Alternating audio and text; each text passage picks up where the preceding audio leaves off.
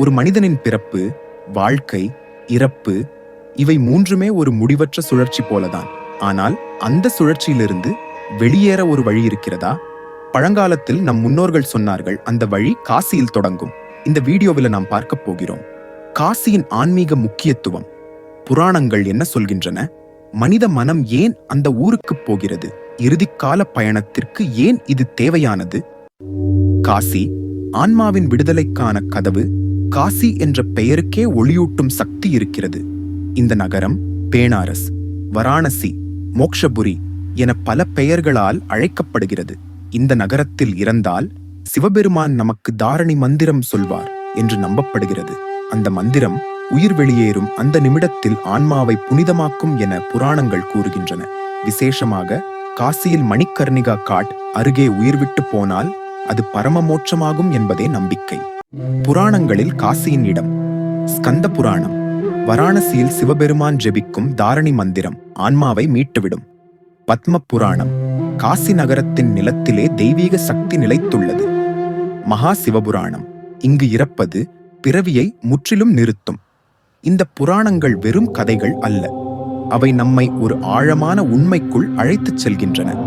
காசியில் காண வேண்டிய முக்கிய ஆன்மீக இடங்கள். விஸ்வநாதர் கோவில், சிவபெருமான் உலகனைத்தையும் தாங்கும் உருவம் இங்கு இருக்கிறார்.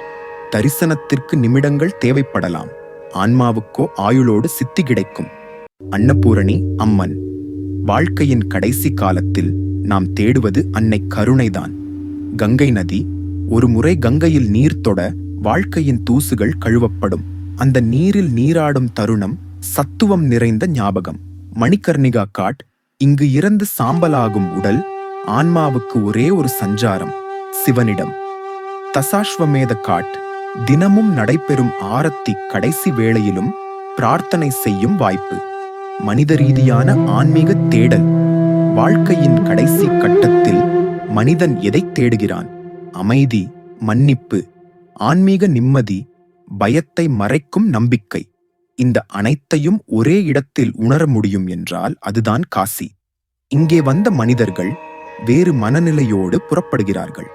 உண்மையாக சொன்னால் காசி என்பது இறப்புக்கான பயணம் அல்ல, அது ஒரு மறுபிறவிக்கான முடிவின் பயணம்.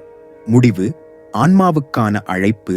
மனிதனின் இறுதி யாத்திரை என்பது ஒரு பயணத்தின் முடிவல்ல, ஒரு ஆன்மீக தொடக்கம்.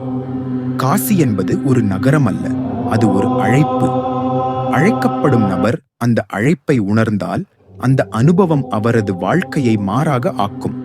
வாழ்வின் கடைசி நாளில் நாம் தேடுவது மட்டும் உண்மை, அமைதி, ஆன்மீக வெளிச்சம் மற்றும் சிவபெருமானின் அருள்.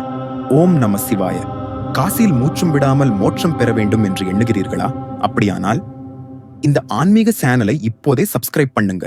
ஓம் நம சிவாயா சொல்லி ஒரு லைக், ஒரு கமெண்ட் பண்ணுங்க. அது உங்கள் பயணத்துக்கும் ஒரு ஆரம்பம்.